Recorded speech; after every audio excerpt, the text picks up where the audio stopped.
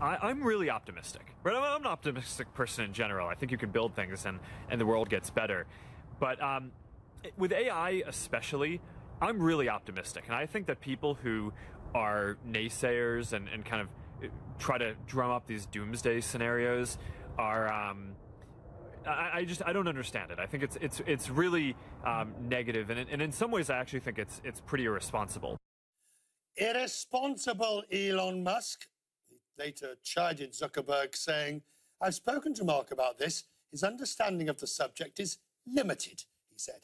Ouch! That stinging rebuke. Michio Kaku joins me, Professor of Physics and host of Sci-Fi Science on the Science Channel. Good to see you, sir. Glad to be on. Who do you support? Musk with his doomsday scenario or Zuckerberg with his irresponsible? To understand this, you have to understand love and war. The key to love and war is timing. Timing is everything. So in the short term, I think Mark Zuckerberg is right. On a scale of 20, 30 years, I mean, give me a break. I mean, robots have the intelligence of a cockroach. However, in the long term, as the decades roll by, then the words of Elon Musk become more and more prophetic. Like when the airplane was first invented, it was used for good, to deliver mail, to deliver passengers. But then war took place, and people began to develop airplanes that could drop bombs. Right. Now, in which case, Musk is probably right because he is prophetically looking to what the long-term dangers are, while Zuckerberg, maybe with the youth of millennialism, is just thinking about tomorrow. Well, however, if you're an entrepreneur and you want to become the next billionaire, you're going to follow Zuckerberg because that's where the action is going to be. In the next few decades, we're talking about the AI industry being bigger than the automobile industry today. Think about that. There's an army of billionaires waiting to be minted if you follow the work of Zuckerberg. However, in the long term, as the decades roll by, we have to realize that Elon Musk is prophetic, that we have to worry about these things. So should we be, even though there is no consensus, and it would be very difficult to get agreement at international levels, should we now be starting to look for agreement on proper regulation of AI? There's no harm trying. However, the key turning point in this whole controversy is the question of self-awareness.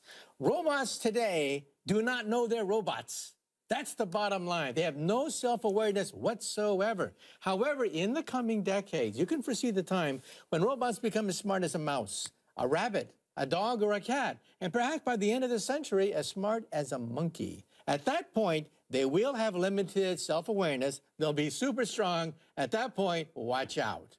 But we have time. We have several decades to go. And like I said, billionaires are waiting to be minted, waiting in the wings to take artificial intelligence to the marketplace. Okay, but looking at that argument, I can't help feeling, I mean, it's the old killing robots idea, isn't it? The drone robots, the robots that you send out into the field and will kill anything in its sight. And automatic killing machines. Yes. That's the danger today, but they're not self-aware. Now, automatic killing machines can recognize the human form. Pattern recognition, they can identify the human form. And if they go berserk, they are just killing machines that'll kill humans indiscriminately. Should we ban them? I think there should be regulations. There should be treaties. Stephen Hawking, my colleagues, have argued against automatic killing machines that are out of control. But they're not self-aware. They're not like Arnold Schwarzenegger, who plots and schemes and connives trying to take over humanity. So that's a turning point. We do not have robots that are self-aware yet. So this fascinating Zuckerberg-Musk, I hear what you say in terms of who's right now and who's right long term, but I'm left with this feeling of who should I be listening to? I think you should listen to both. It depends on who you are. If you're an entrepreneur, listen to Zuckerberg, because that's where the money is.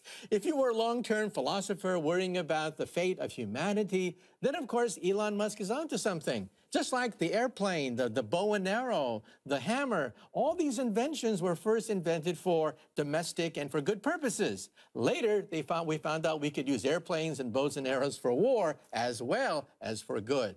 And it's a question of balancing the two. There's an inevitability that we will use these things for evil deeds. Unfortunately, every weapon that has ever been invented has been used in warfare. And so, yeah, we have to worry about that. Long term, Elon Musk is onto something. Good to see you, sir. Thank you, Professor. Very good of you to come in and help us understand. Thank you.